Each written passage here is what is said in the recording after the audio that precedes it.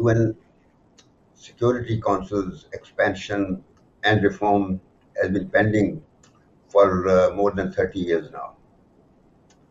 And initially, uh, as you know, that when the United Nations was created, there were only 11 members in 1945, 6 elected and 5 permanent members.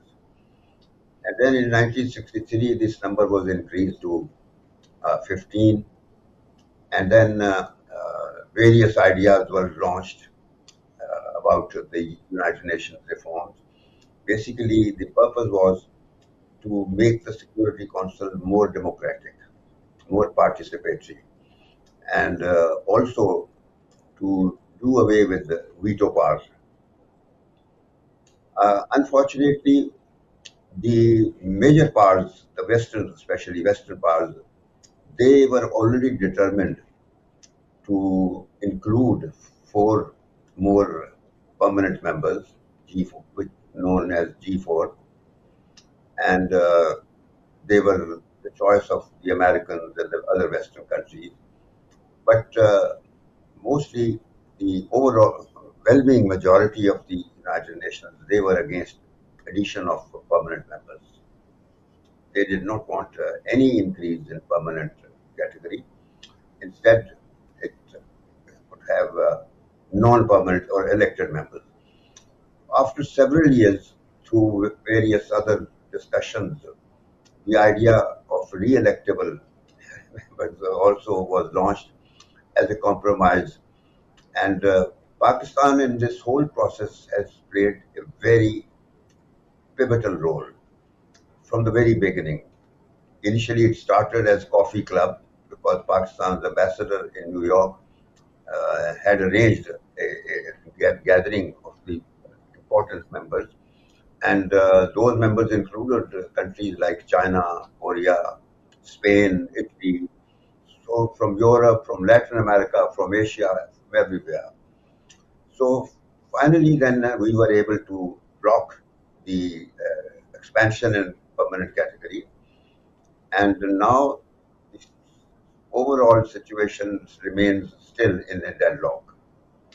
So I really don't know how will they agree on this re-electable category of permanent members, because although it's a compromise, but at the same time, one has to see how many other members, because this whole process will have to be approved by 2/3 majority. I don't think that veto power can be removed, can be abolished at this stage, because those who are holding the veto power, they are not ready to give up.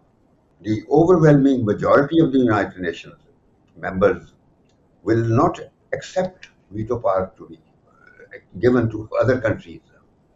It has to, in fact, be abolished altogether.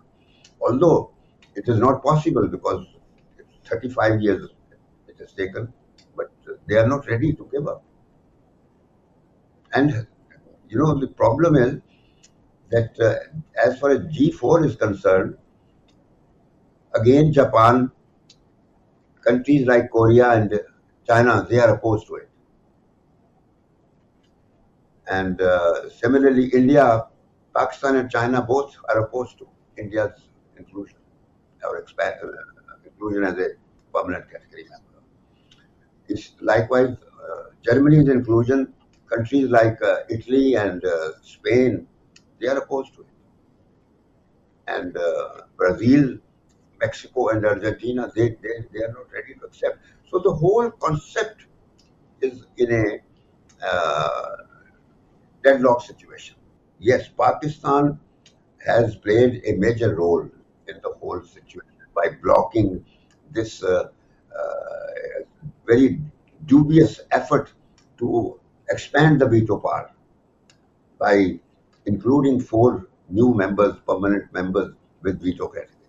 Although the existing veto wielding powers were not ready to share or give up veto power even with the inclusion of the new 4 permanent members.